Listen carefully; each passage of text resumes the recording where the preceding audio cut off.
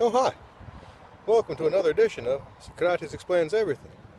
My name is Socrates, and I like to explain things. We're here in Arnhem, at the foot of a very famous bridge.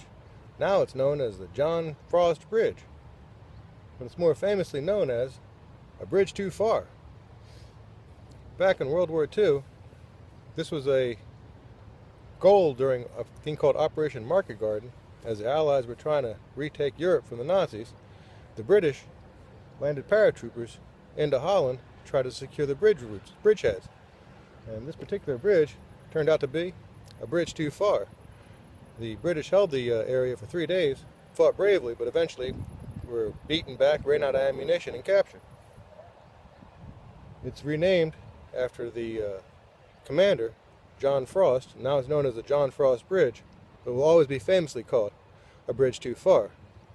And so today we're going to talk a little bit about fame versus infamy, or being famous versus being infamous. Because that bridge there, that's a very famous bridge. But from the British perspective, it's kind of infamous, because in the end they lost. It's being famous for a bad thing.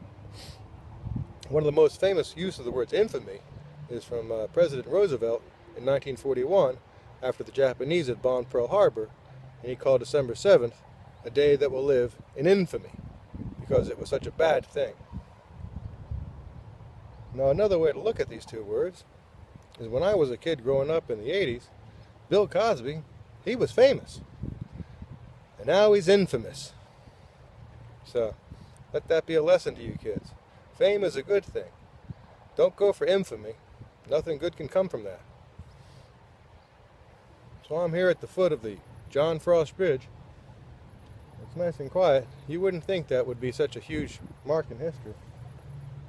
It was eventually bombed and destroyed, so they replaced it with basically the identical structure. So this is what it looked like.